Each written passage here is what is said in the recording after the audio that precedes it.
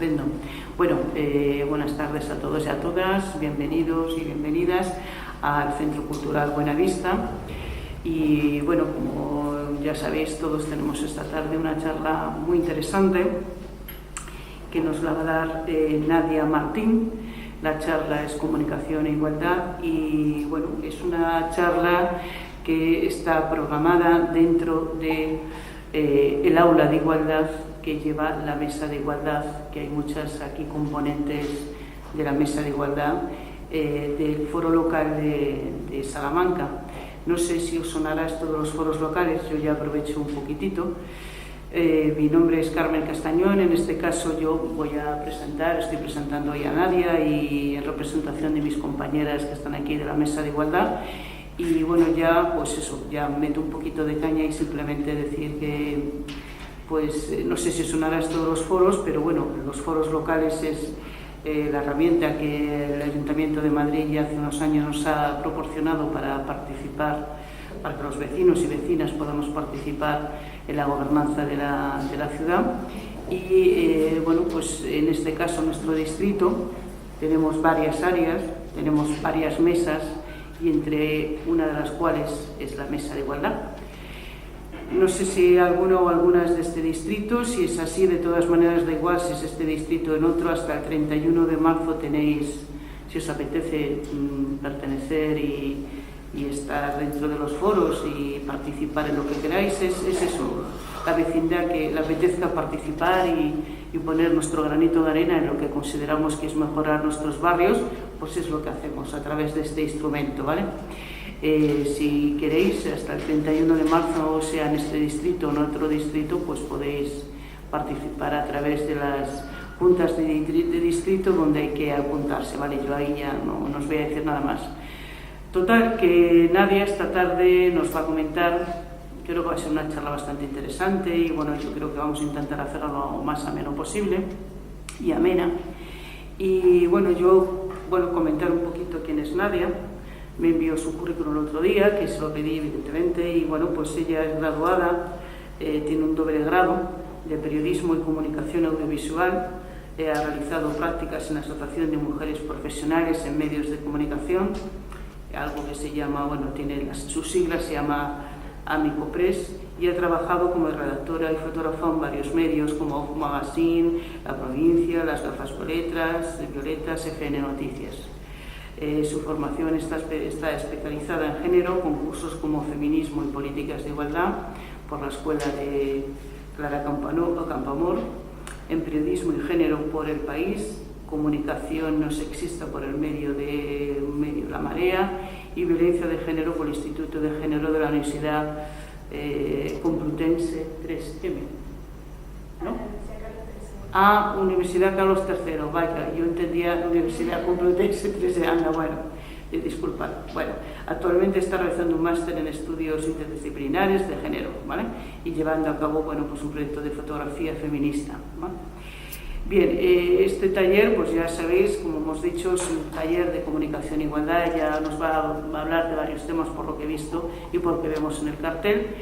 Y bueno, yo simplemente recordar que hace ya bastante tiempo, yo conocí hace muchos años cuando trabajé en el Instituto de la Mujer, a unas mujeres que ya empezaban a tratar este tema, que son las que constituyeron Nombra, que es una comisión, la comisión se llamaba así, ahora voy a ver, lo tengo aquí bien apuntadito, Comisión Asesora sobre el Lenguaje del Instituto de la Mujer, y son las que empezaron estas mujeres ya hace más de 2 o 3 décadas a lo que se dice nombrar en femenino, es decir, empezaron a decir que nuestro lenguaje, el uso del lenguaje no debía ser sexista, no como el lenguaje, que no es que sea sexista, sino que su uso no debía de ser sexista. Entonces se empezaron a decir que lo que no se nombra no existe, que el lenguaje es vivo. Muchas de las personas y académicos, ya sabéis que están en la Real Academia, pues se ponían en contra de esta comisión y de mujeres que empezaban a decir este tipo empezaban a reivindicar que se nombrara tanto a mujeres como hombres. Antes imaginaros que se decía a los hombres que estamos en esta charla, y no se decía hombres, mujeres. Empezasteis a oír a políticos y a políticas decir la palabra ciudadanía, cuando usted se decía ciudadanos y todo el mundo se entendía y todas las mujeres entendíamos que estábamos dentro. Entonces todas esas cositas que ya vienen de hace mucho ya tiempo, ¿vale?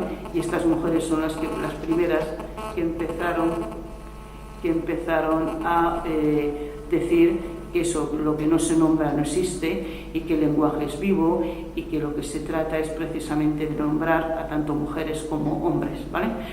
Os parecerá, bueno, pues esto, empezaron a hablarse de ese uso del lenguaje no sexista.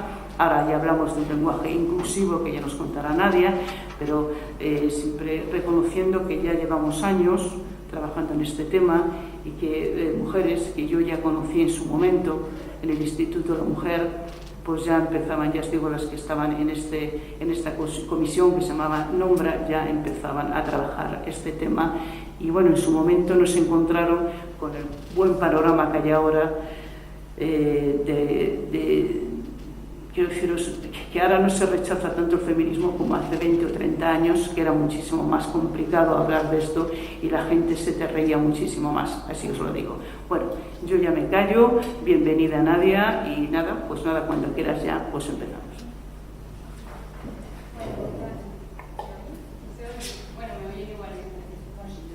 ¿Le doy? Ahora.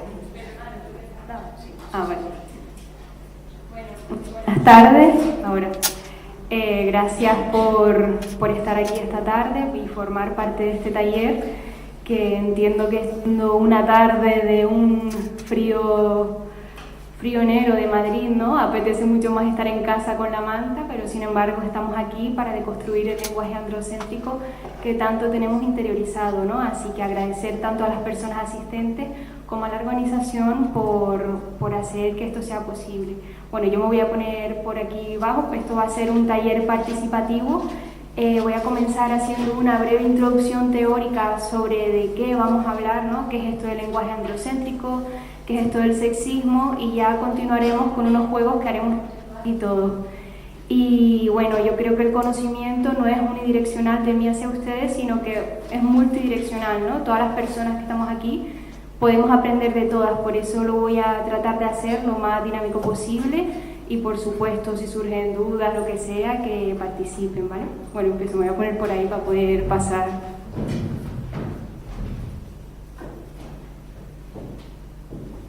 ¿Desde hoy? Sí.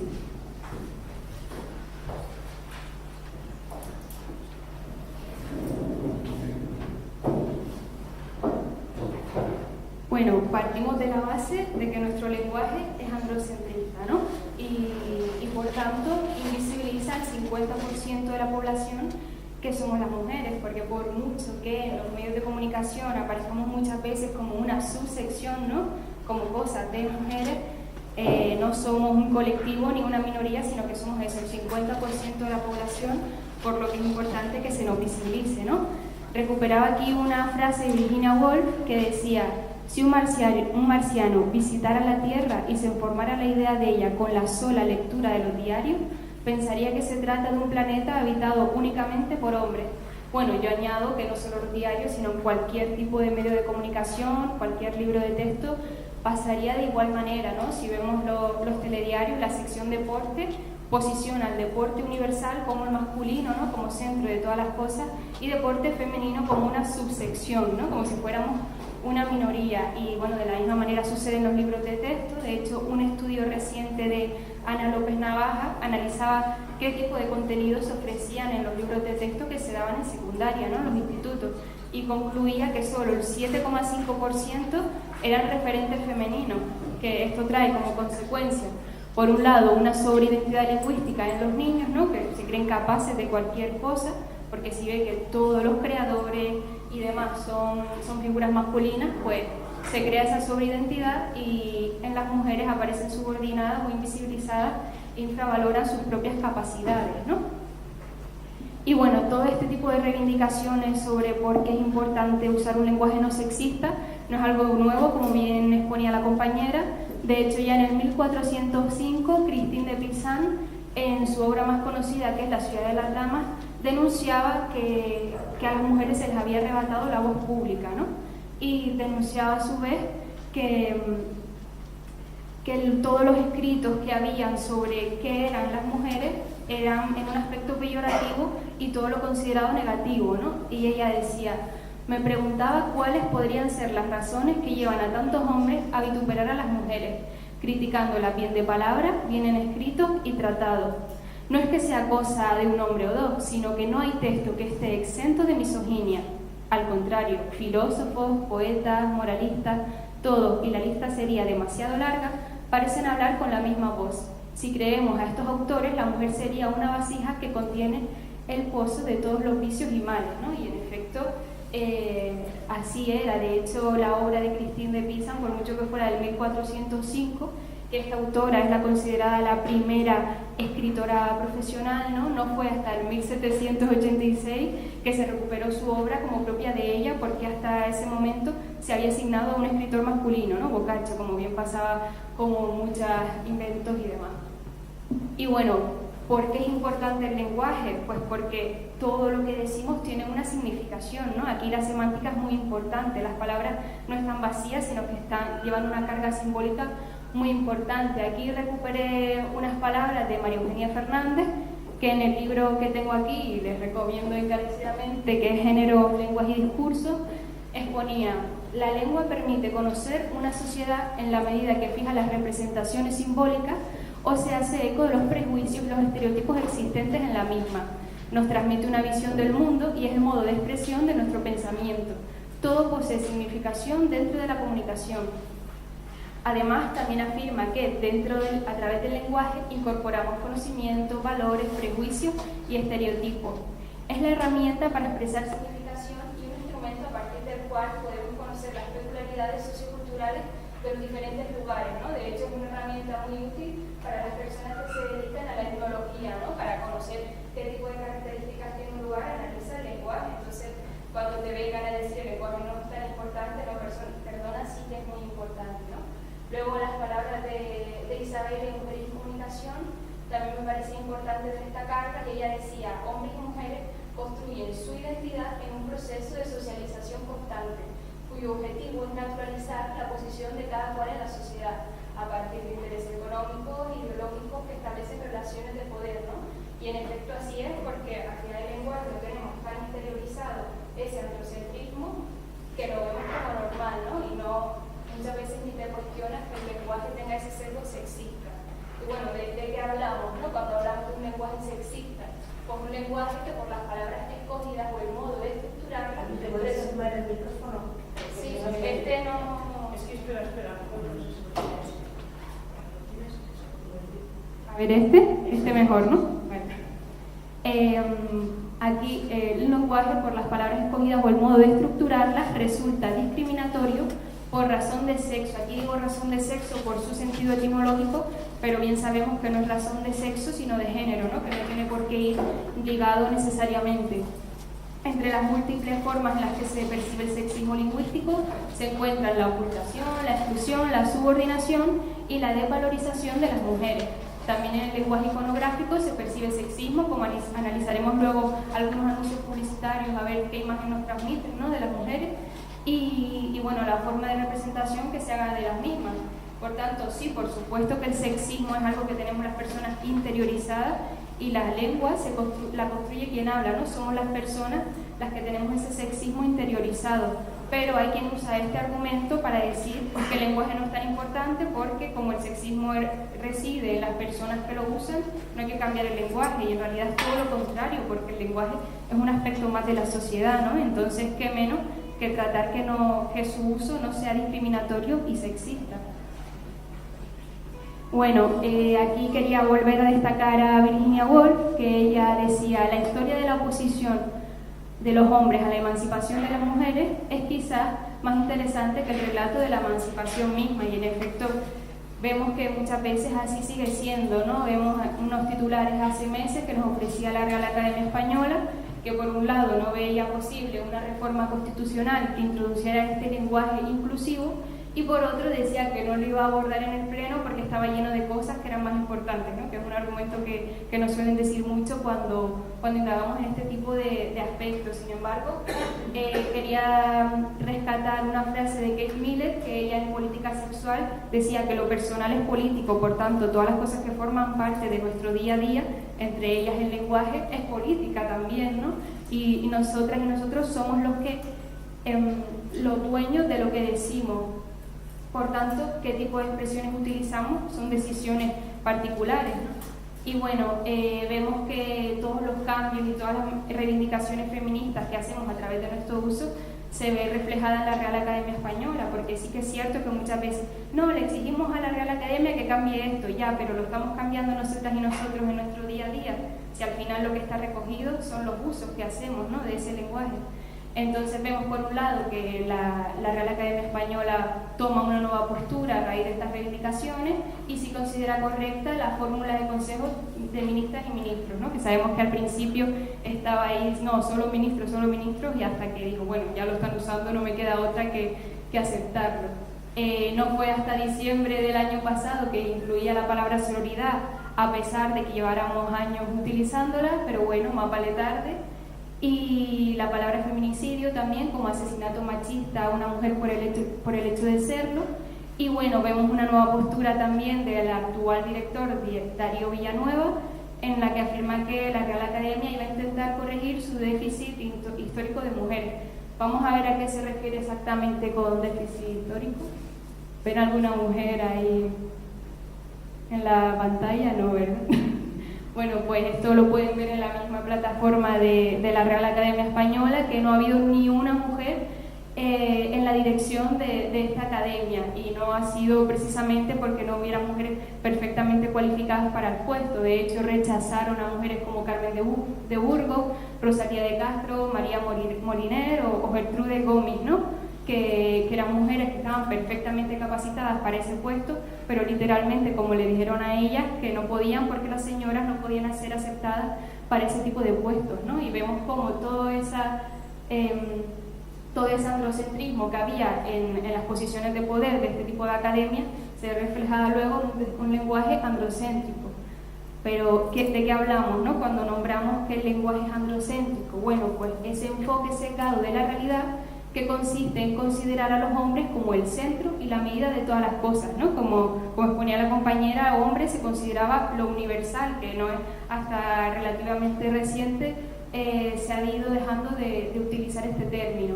Así, mientras los hombres son el sujeto de referencia, las mujeres son consideradas como dependientes y subordinadas a ellos.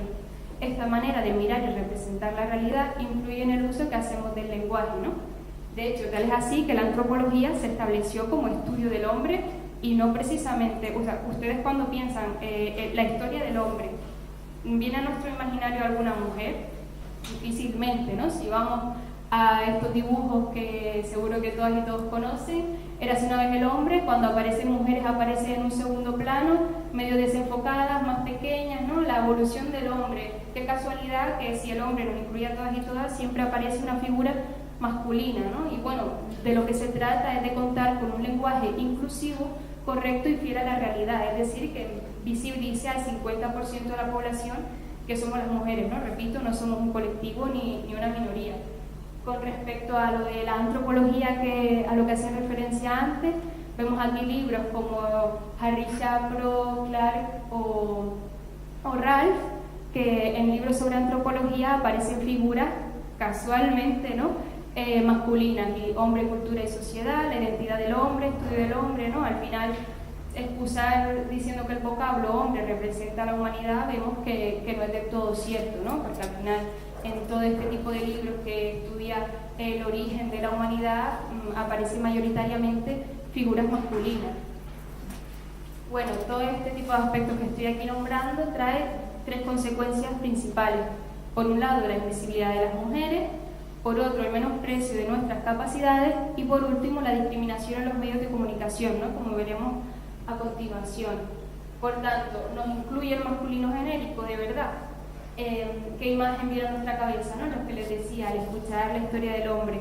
Y bueno, muchas veces que se usa esto de no, pero la economía del lenguaje, porque decir las mujeres nos cansamos, ¿no? Todo esto que solemos escuchar. Quiero contarles una anécdota, que el verano pasado yo estuve haciendo prácticas en un medio de comunicación y en el subtítulo yo había puesto la palabra la vecindad.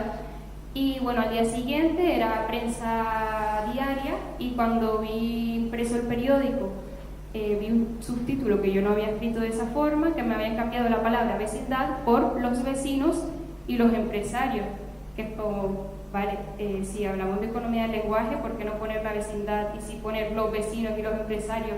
Que sabrán que los subtítulos tienen que ser lo más breve posible, ¿no? Solo por mantener el masculino, prefería poner 2 palabras a poner una, ¿no? Por eso vemos esa resistencia al cambio a la que hacía referencia antes. Aparte que yo no entrevisté a ningún empresario, yo no sé quién habrá entrevistado ahí a un empresario. Pero bueno, supongamos que empresarios es el masculino genérico, no incluye a todas. Vamos a buscar en Google Imágenes, que es una herramienta muy buena para ver esto de la violencia simbólica, ¿no? Que aparece.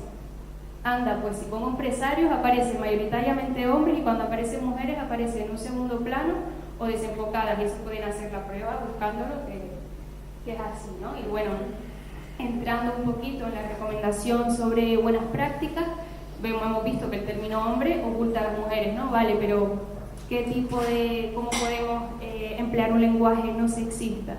Pues por un lado, utilizar la palabra hombre solo cuando atañe al sexo masculino, al género masculino, emplear para ambos géneros otros genéricos como persona, ser humano, humanidad, nombrar directamente a las mujeres con desdoblamiento, que no va a pasar nada, y nombrar a las mujeres como no nombrar jamás a las mujeres como apéndices de los hombres, ¿no? Mujer de, hermana de, que bueno, esto lo veremos ahora en un juego que haremos. Así, en vez de hombre, humanidad, en vez de ciudadano, ciudadanía, en vez de vecino, vecindad, jóvenes, juventud, directores, dirección. Vemos que hay muchas fórmulas que son perfectamente válidas y son correctas para incluirnos a todas y todos. Pues padres en vez de padre de familia, en vez de trabajadores puedes usar plantilla, equipos, personal, en vez de jefes, jefaturas, ¿no? Y bueno, aquí algunos ejemplos de esto que les decía.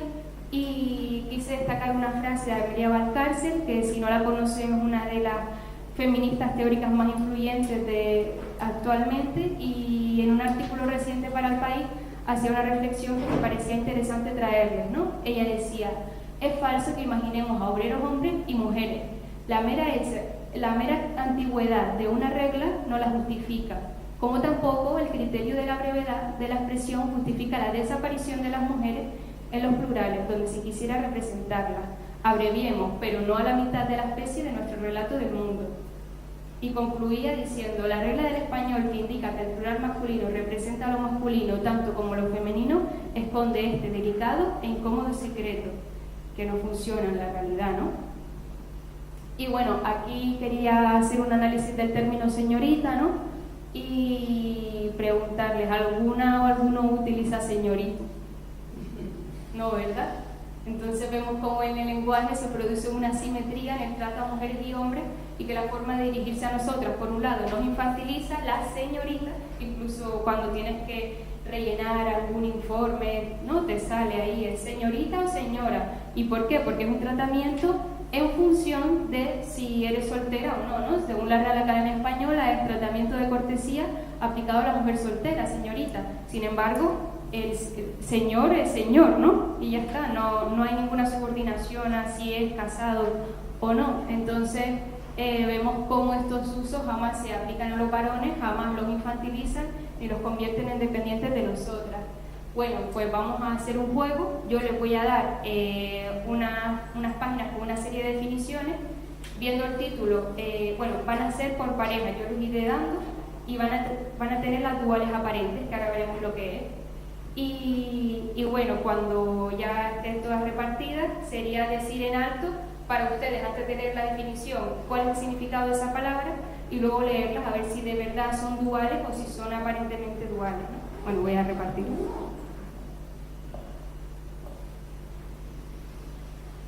Vale, ¿quién tiene huérfano o huérfana? ¿Cuál es el significado de huérfano o huérfana? No, para ti, sin mirar. Bueno, pues una persona que tiene falta de posibilidad en este caso, huérfana.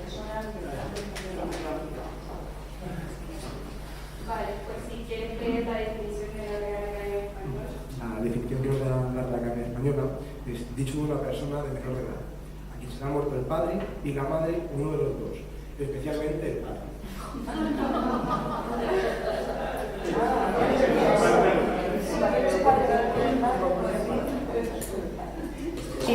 ¿Quién tiene ministro o ministra? Bueno, un ministro para mí es una persona que, bueno, tiene un cargo público o bien se desempeña en alguna área de, no sé, cargos de Estado. Y la definición que hay aquí pone persona que forma parte del gobierno como responsable de uno de los departamentos en que se divide la administración superior del Estado. Luego pone, no sé qué es, 2M y F, ¿será más directamente? Persona que ejerce algún oficio, empleo, ministerio y agente diplomático con un rango determinado. ¿Y quién tiene ministra?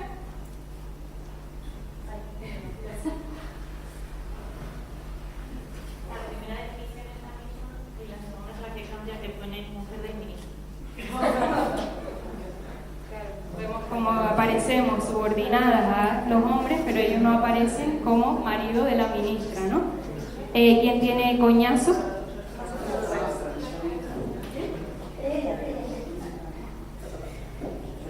Pues entiendo coñazo como algo tedioso y la definición que da la RAE es persona o cosa latosa e insoportable.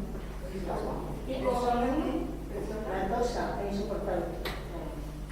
¿Quién tiene cojonudo? Cojonudo.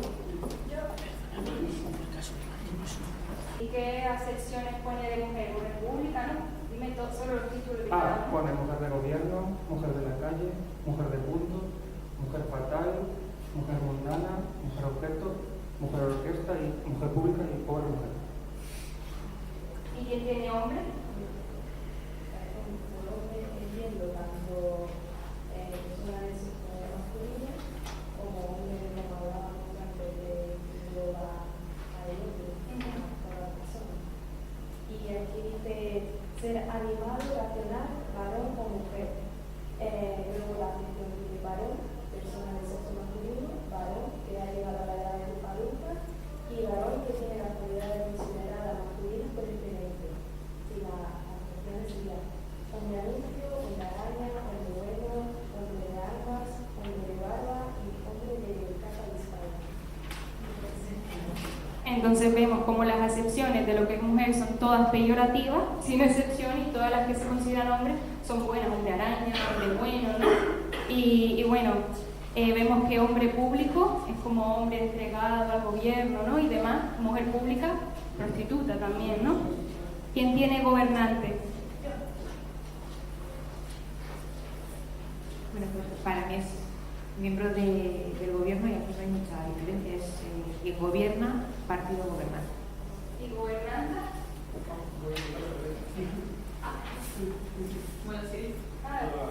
Bueno, para mí gobernanta, en mi colegio era directora del colegio, la llamamos gobernanta, bueno, la de todo el mundo. Y aquí pone que es mujer que en los hoteles tiene a su cargo el servicio de un piso, el tocante a limpieza de habitaciones, conservación del mobiliario, alfombras y demás enseres, y como hay otro, hay...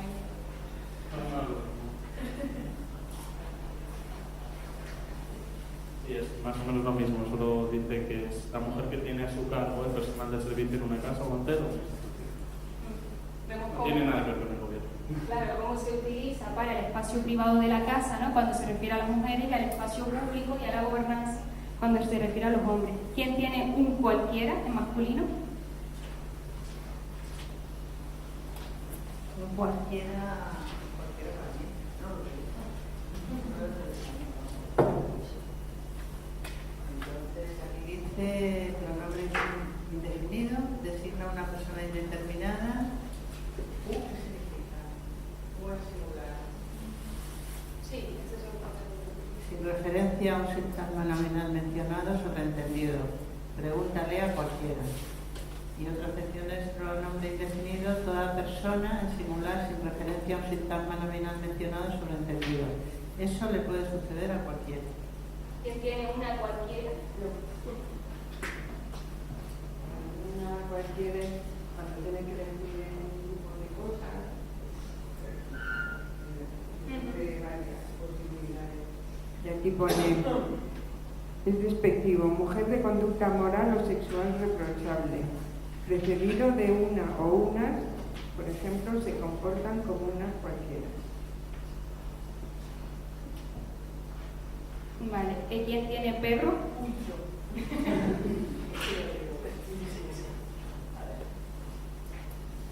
Bueno, perro. Imaginaos lo que va a ser un perro. Bueno, a mí me da igual que lo leo así. Mamífero doméstico de la familia de los cánidos, de tamaño y forma y pelaje muy diversos, según las razas. Tiene un olfato muy fino, es inteligente y muy leal a su dueño. No sé qué, referente a la especie. Pues ¿Quién eso. tiene perro?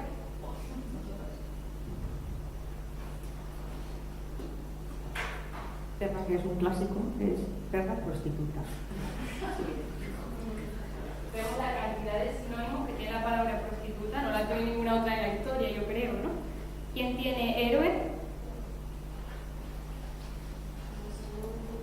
Según la ley, es una persona que realiza una acción muy abnegada en beneficio de la causa noble o persona ilustre y famosa por su pasado en el mundo. ¿Y heroína?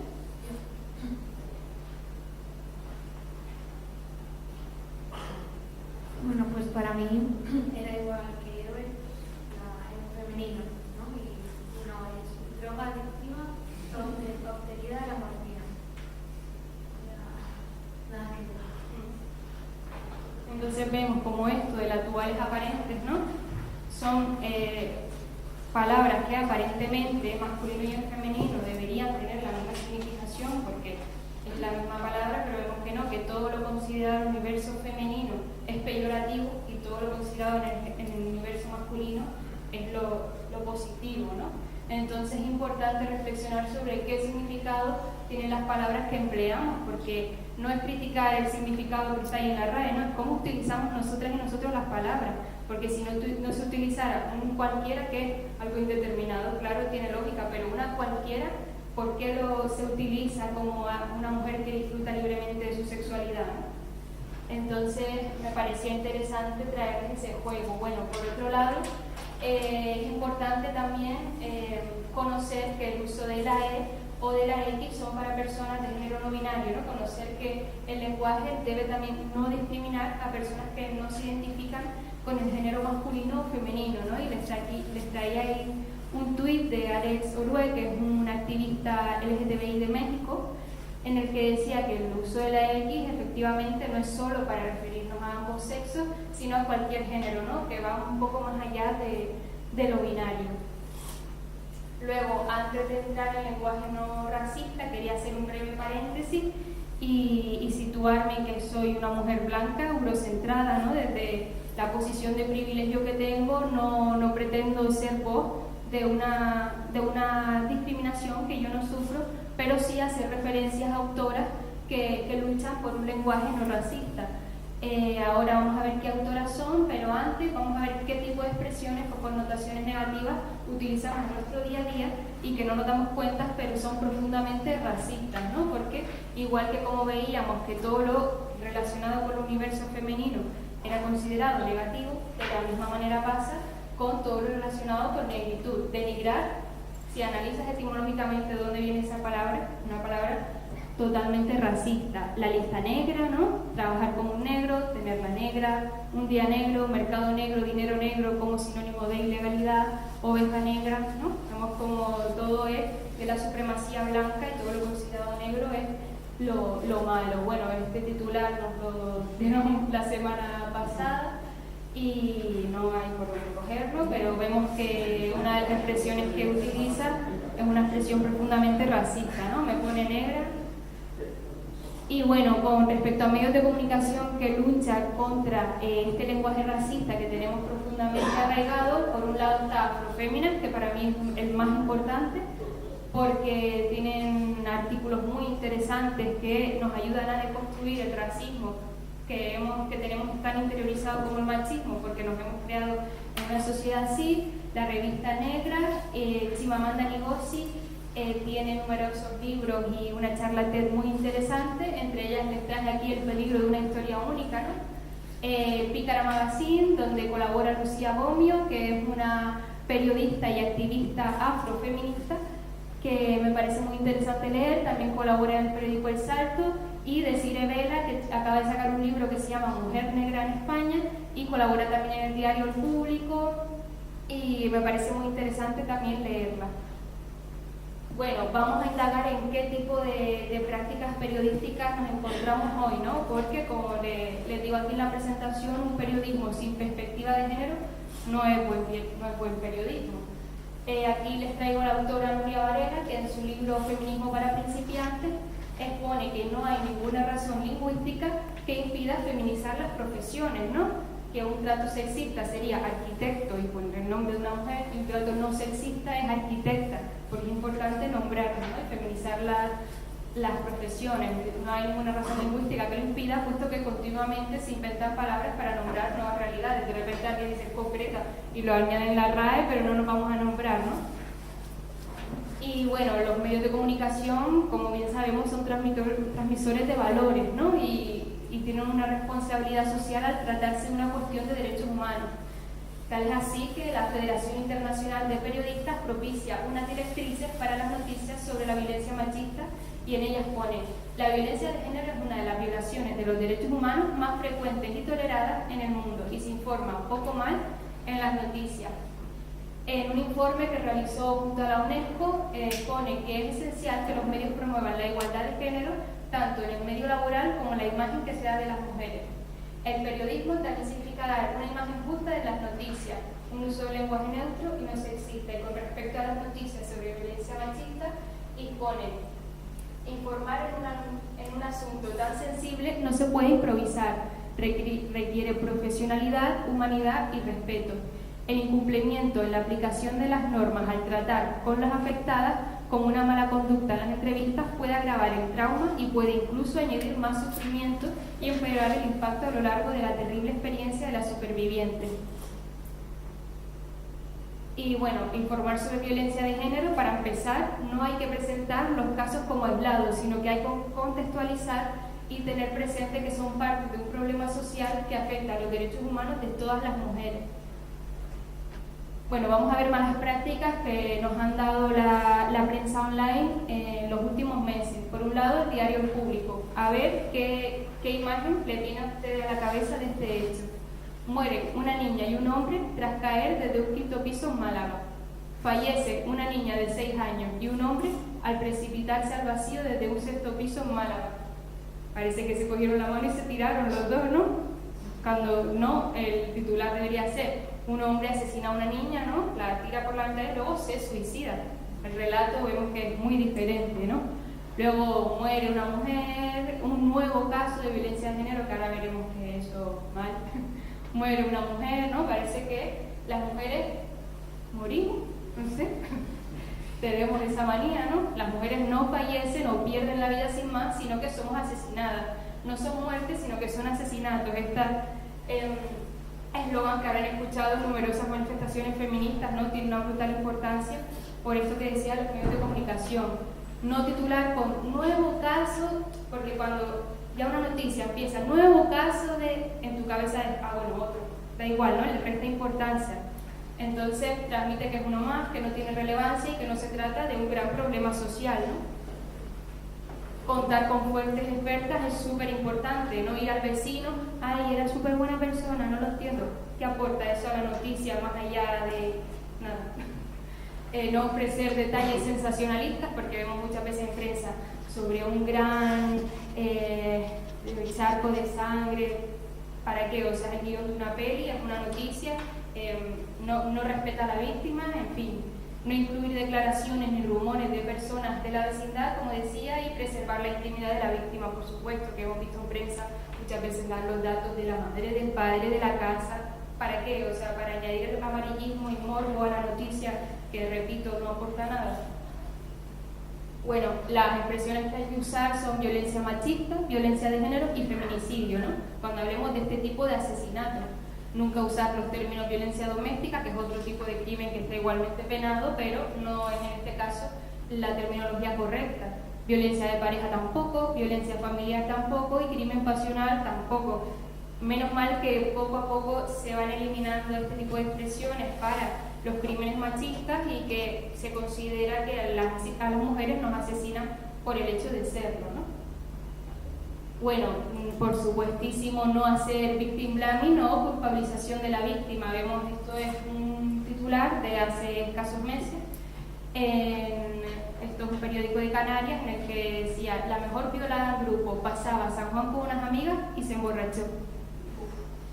Te aporta eso, ¿no? Es como, no hay que dar datos ni si se emborrachó, ni de cómo iba vestida, ni a la hora que iba, porque es que al final está poniendo el foco en qué estaba haciendo la víctima, ¿no? Cuando no es la noticia esa. Bueno, la importancia de contar con libros de estilo y guías proporcionadas por institutos de la mujer, medios de comunicación, organizaciones feministas, ¿no? Bueno, hoy aquí le hemos proporcionado un pequeño conjunto de las guías que a mí me parecieron más interesantes para empezar a introducir en nuestro lenguaje este tipo de expresiones no discriminatorias, ¿no? Y bueno, ya centrándonos en el lenguaje audiovisual, quería destacar al autor Pierre Bourdieu, que en su libro La dominación masculina daba una definición de lo que era la violencia simbólica, ¿no? Y decía que era una violencia amortiguada, insensible e invisible para sus propias víctimas, que se ejerce esencialmente a través de los caminos puramente simbólicos de la comunicación. Por tanto, las imágenes que nos transmiten la publicidad importan mucho, porque son conformadoras de sexismo y de estereotipos que se quedan duramente calados en nuestra psique. Vamos a ver una serie de anuncios, a ver qué nos transmiten y lo comentamos. Monofalla. Son mías.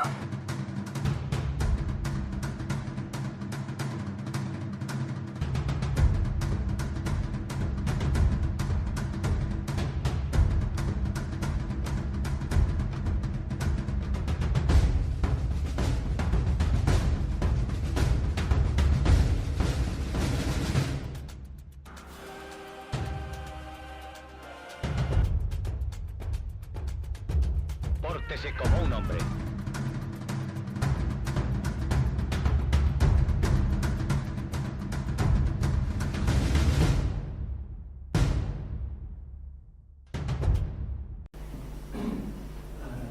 Yo quería comentar una cuestión sobre el trabajo de la mujer en la casa. Los hombres tenemos la costumbre de decir: no, mi mujer no trabaja, es ama de casa. Bueno, pues esta persona que dicen eso, yo creo que no existe una semana haciendo el trabajo de la mujer en la casa. Un día. Probablemente. Eso que creo.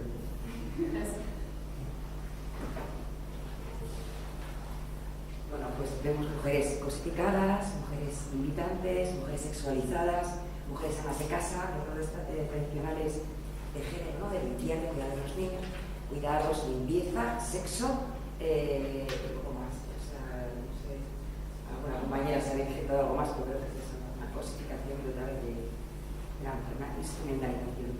Y además se ha anunciado un almas. Será spam del fraude. Luego al final es la suegra. Sí, en definitiva es más locura todavía porque no hay ni la más mínima relación. No, que habrán montado los anuncios. Que al final de todo era como el alma. Vale, Oye, quería comentar una cosa también sobre el alma. Yo también quería decir que se ve en el vídeo que todo esto empieza desde niños. Que he visto cómo van unas niñas a comprar juguetes y rosas. Un poco también los niños azul, las niñas rosas, que ahora se lleva en Brasil, ¿no? Es como que volvemos atrás y no hay que rectificarlo. No, que el anuncio de Almax a mí me impresiona mucho porque lo que refleja es la rivalidad entre la suegra, o sea, la madre del novio, del marido, y la novia. O sea, esa rivalidad, ese no quererse y que en definitiva la suegra es una estúpida, que lo que quiere es fastidiar. Sí, ese estereotipo de suegra bruja, ¿no? Que recurre ayer más que luego que las... Yo a veces me da risa que las buenorras están por ahí pasándoselo bien, ¿no? Alternando, y en cambio las otras están lavando en su casa, ¿no? A mí incluso físicamente como una buenorra nunca competiría con la suegra por darle armas al marido, ¿no? Así que yo creo que también tiene que haber un poco de sentido de humor, porque esto es tan ridículo.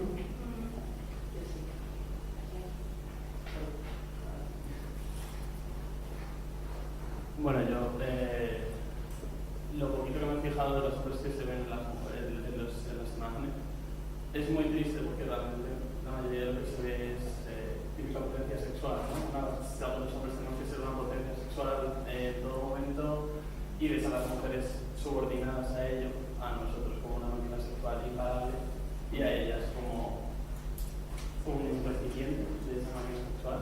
Entonces es muy triste por las dos partes, porque a la vez a las mujeres se les obliga una cosa, a los hombres se les está obligando una otra, que también es tristísimo. Entonces por eso entiendo que es responsabilidad de los dos.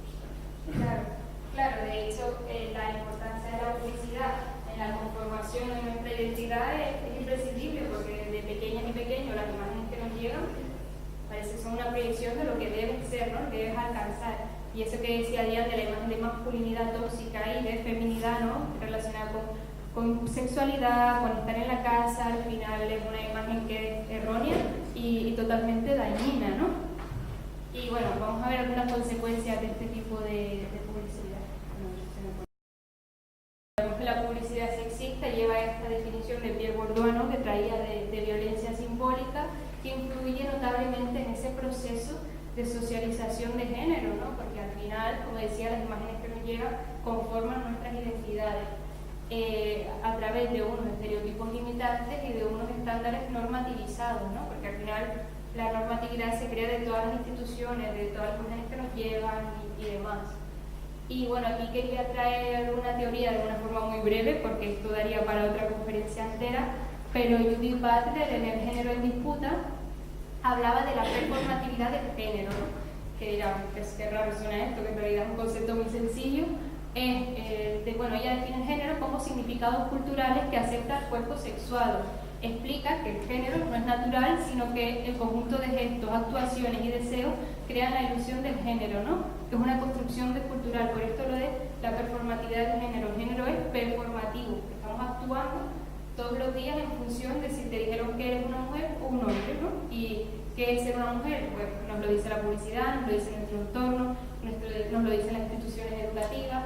¿Y qué es un hombre? Pues lo mismo, ¿no? Y bueno, para Butler el género no es natural, sino performativo, como decía, y actuamos toda nuestra vida para encajar en esa forma ideal y ficticia, universal, de masculinidad y feminidad. Y plantea además si es posible o no terminar con la opresión de las mujeres, sino romper con estas estructuras materiales que la producen.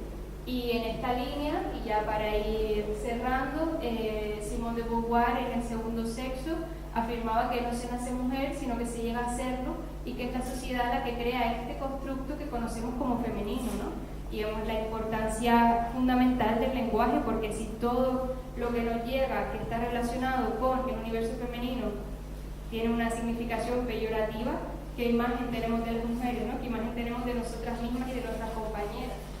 Que pues eso, ¿no? La imagen, la mujer es una construcción social y siempre es considerada como la otra, porque si el hombre está en el centro de todo, las mujeres estamos como en una órbita, ¿no? Alrededor de ellos, como si fuéramos las otras. Y ella es de Francia, por eso les ponía así, decía, la relación de los dos sexos no es la de dos electricidades, la de dos polos.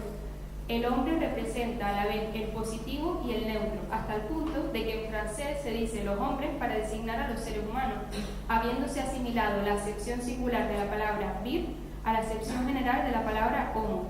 La mujer es específica, aparece como el negativo, ya que toda determinación le es imputada como limitación sin reciprocidad, ¿no? Y bueno, ella en El segundo sexo denunciaba esto, de que nosotras éramos siempre las otras, estas minorías que denunciaba antes, ¿por qué aparecemos en los medios de comunicación como una subsección, cosas de mujeres? ¿Por qué? ¿No? ¿Por qué aparecen los hombres como universales y las mujeres como las otras? ¿No? Pues me parece que estas reivindicaciones que hacía Beauvoir en los 40 siguen siendo muy, muy actuales, ¿no? Y bueno, decir que el cambio ya está aquí, ya hoy todas nosotras y nosotros estando en en este taller, en vez de en casa con la manta, tratando de construir nuestro lenguaje, ya estamos formando parte del cambio, ¿no?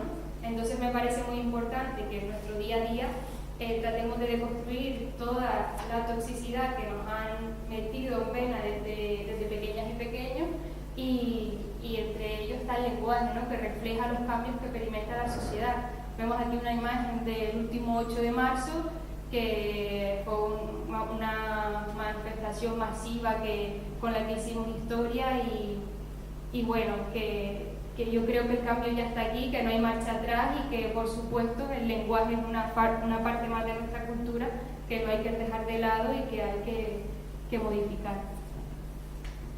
Así que ahora, si quieren hacer algún tipo de...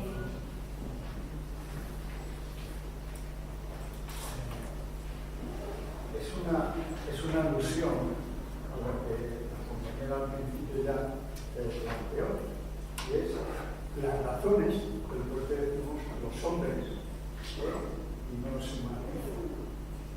Pero claro, es que las religiones y los poderes públicos así lo determinan, porque Dios creó al hombre, no creó a Eva. El hombre salió de una costilla, Eva salió de una costilla, o sea, es alucinante. Y eso mismo, exactamente eso, es lo que nos enseñaron desde que éramos chiquitos. Seguimos creciendo y hacemos la primera comunión. Y nos siguen enseñando exactamente lo mismo, que Dios creó el hombre, etc. Y luego hay otra cuestión que yo no sé definirlo. Sexo y género. Ahí yo me confundo. Me confundo, porque muchas veces no sé si decir género o sexo, o al revés, no sé exactamente. Yo opino, por favor, si Claro. vosotras fuera. Sí. Bueno, muy interesante lo que decías de la religión, estoy totalmente de acuerdo. Y con respecto a lo de sexo y género, si quieres hombre y mujer es género, porque nuestro sexo es nuestra biología, ¿no? Que no necesariamente tiene que ir ligada con ser hombre o mujer. Vemos las personas transexuales, su género puede ser hombre o mujer y no está necesariamente ligado al sexo que tienen que hacer. Entonces, el género, si quieres hablar hombre y mujer, es género. Este año se repita esa otra manifestación por todas las ciudades de nuestro país, ¿vale? Y en el mundo entero. ¿Vale? Eso es importantísimo. Lo más importante es que eso luego lo convirtamos en cosas prácticas. ¿Qué es esto? ¿Y qué es? Pues esto, empezar que veamos a periodistas que dicen ciudadanía, vecindad, que vaya la gente que vaya a la iglesia, hay curas que ya dicen hombres y mujeres, no dicen solo hombres. ¿Verdad? Ya, pero ya no les quiero otra, pero por lo menos algo ya un poquito, que respecto, bueno, que esto es poder. Quiero decirte que por lo menos ya hemos dado unos pasos, todavía queda mucho, hemos dado bastantes pasos, ¿vale? Eso sí, ahora nos queda realmente en que todo esto, porque es que el problema de esto es que lo llevamos hablando durante muchos años, vamos dando pasos, pero hay que seguir y realmente creérnoslo y que realmente se normalice. Y cuando se crea de verdad, se normalizará y la sociedad entera, y entonces, por lo tanto, no necesitaremos esas manifestaciones. Y hablaremos de violencia y hablaremos de nada de esto. Hasta que lleguemos a que realmente esto lo tengamos realmente interiorizado y normalizado y nos lo creyamos.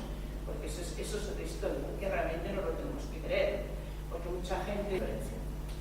Es otra diferencia. Cuando usted oiga decir género, es eso. Quiere decir, es eso cultural que nos han dicho, esto pertenece a ser lo masculino o lo femenino, y sexo es lo puro, sí, además es que la definición viene perfectamente, es la parte hormonal, fisiológica, biológica de un ser humano al nacer. Luego ya, bueno, tenemos esa parte. Mi ignorancia se deriva de que yo, por la edad que tengo, pues yo fui al colegio público, pero sin niños. Sí, esto nos ha pasado. Los niños en un lado y las niñas en otro. Que es, por cierto, lo que pretende hacer el dinero. Entonces, claro, esas situaciones están complicadas para una persona como yo, que salí del colegio con 14 años sin saber sumar, pero me podía usted preguntar lo que quisiera,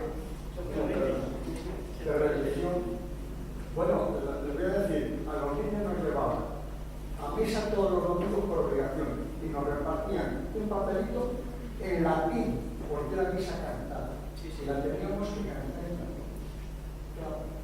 Entonces, claro, con ese contexto, la gente de mi generación, hasta que no desaparezcamos, hombre, pero está muy bien que esto sea aquí.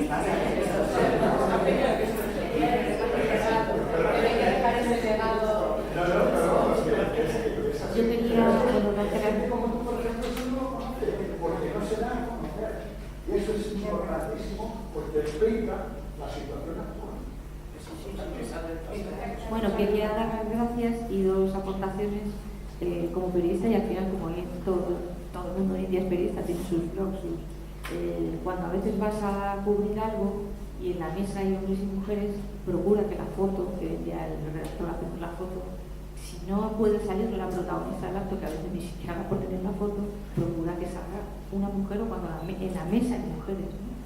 Y la segunda es, bueno, hay un estudio en Estados Unidos que las mujeres se caen de las citas mucho más rápido que los hombres. Y si tienes que hablar de cualquier cosa, procura que haya una mujer en tus citas, y si es posible, no la pongas al final. Es decir, pones generación del 27, pues pones a lo mejor a ella primero, o si tienes que poner primero a él y después mete una mujer, pero no se te olvide cada cosa que intentes referenciar, ¿no? Porque somos las primeras que desaparecemos citando, ¿no? Esas eran mis dos sugerencias de aportación.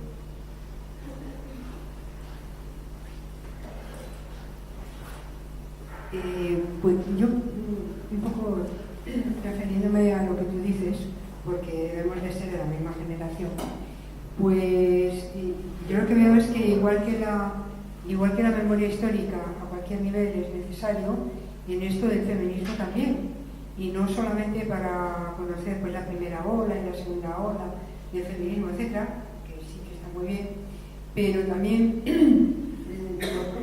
los detalles concretos de cómo los seres humanos que ahora tenemos 70 y tantos años, o 70, aquí en España hemos vivido una infancia dentro de la dictadura que había en aquel momento, con un machismo exacerbado. Y es muy importante, yo creo, que lo conozcamos, que lo conozca la gente joven. Precisamente yo el otro día he propuesto a una de las compañeras de la Mesa de Igualdad, que es la que organiza hoy esto, la posibilidad de hacer una charla también sobre esa memoria histórica que tenemos las mujeres mayores y que tiene la gente joven, para que no se pierda ese eslabón, porque si no, pues se queda ahí en el olvido, y creo que es pues una lástima, porque esto facilita el que la mujer joven pueda entender pues su propia realidad, conociendo la realidad que hemos tenido las mujeres mayores, las mujeres que hemos nacido mucho antes de que empezara la transición, lo que se llama la transición. Sí.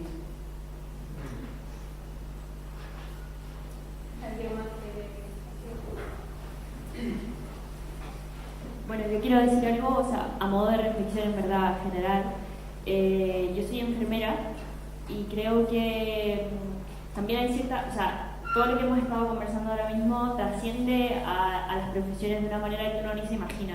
Y yo creo que desde lo que yo hago es muy complejo, porque por ejemplo, si no sé, ustedes hacen el ejercicio de buscar en Google enfermera, buscarla en Google Imágenes, la mitad de las imágenes son enfermeras sexys y la otra mitad son enfermeras detrás de médicos. Es una profesión que está excesivamente sexualizada y que ha costado y que sigue costando mucho sacarla de ahí. Entonces, bueno, lo digo porque a veces cuando uno se enfrenta a esta gente, cuando uno va al hospital o cuando uno va al centro de salud, no sabe lo que hay detrás, no sabe lo que se vive también tratando de luchar en una profesión que ha sido siempre muy menospreciada porque la han liderado toda la vida las mujeres. Es una profesión que no está valorada porque hemos sido mujeres toda la vida. Entonces, yo creo que es un poco el ejemplo más claro de cómo se sexualiza también las profesiones a nivel transversal. Y bueno, eso, en verdad, quería comentarlo. Como salió en el video que mostraste, en una de las imágenes era una enfermera sexy con estas cosas en la cabeza, que ya es de chiste. Y bueno, quizás aquí está menos, pero de donde yo soy, las cosas están muy por atrás. Entonces esto se vive pero de una manera que uno ni se lo creería ninguno de ustedes. Pero yo soy de Chile. Sí. Chile. Claro, acá se discuten estas cosas, pero en Chile aún estamos pero años luz, la verdad, es una pena. Pero bueno, ese es otro cuento. Eso quería comentar. ¿Alguien más que...?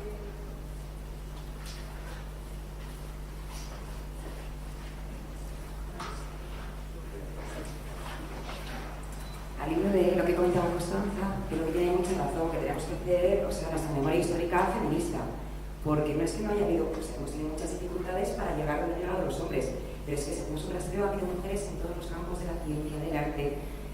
Lo que pasa es que el canon le ponía a los hombres, pues nosotros no estamos, nos han desaparecido. Entonces es fundamental hablar de esa memoria histórica y identificativa, ¿no? Y luego, si no recuerdo mal, el origen etimológico de la palabra mujer, igual que hombre, viene como de totalidad, como de omnipresencia, omnus o algo así. Creo que la palabra mujer viene de molusco. O sea, hasta ahí llega un poco la denigración, ¿no? Hasta que significa la palabra mujer. Entonces, pues, es decir, que me encanta ver a Artemio y a generaciones así de gente más mayor haciendo ese esfuerzo, porque además a mí me consta que Artemio ha sido un luchador, pues que me encanta que estés aquí intentando, pues, ¿no? Actualizarte, ¿no? Y seguir. No solamente decir a la compañera, perdón. No, yo no quería despedir la parte, no te puedo cerrar. La parte histórica que estáis hablando, eso yo hago menos que tú, pero viví también la transición. Yo estudié una ingeniería que era una carrera de hombres, típicamente de hombres, pero en nuestros tiempos, Franco estaba vivo y para entrar a la universidad tenías que hacer lo que se llamaba el servicio social, era obligatorio. Y el servicio social podía consistir en un trabajito de multiquitas, o sea, fijaros, para entrar en una ingeniería masculina, fijaros qué tonterías. Y luego quería comentaros en el mundo laboral, en el que yo he vivido, es verdad que eres ingeniero, en fin, todo se supone que es igual, pero no es verdad. La mujer que destaca, por lo menos en los tiempos laborales que yo he vivido, en general, era la que imitaba el modelo de hombre. O sea, cuando dices, no, ¿por qué no llegan las mujeres a la vida? ¿Por qué no llegan? Aparte porque muchos eligen dedicarse más a la familia o tener más tiempo para su vida familiar, o sea que es absurda, porque igual lo podría querer el hombre, es que el único que se siente con capacidad para mandar es el modelo masculino de aquí pongo mis cojones, ¿sabes? O sea, y esto es una cuestión de autoridad, en fin, que hay que cambiar mucho, mucho. Y en el mundo laboral os cuento de los modelos que se tienen que cambiar. Yo lo que ya comentar, yo tengo 85 y claro, empecé de servicio militar en el año 1955 y eso marca también porque cuando hacemos la instrucción, pues mira, sinceramente, eso de dar un golpe al objeto costaba y eran en condenar viajo con un frío, mucho cuidado en el de mar. Y que nos instruía, como no dábamos fuerte, a que no sabéis, que éramos, nos decía que éramos monjas ursulinas.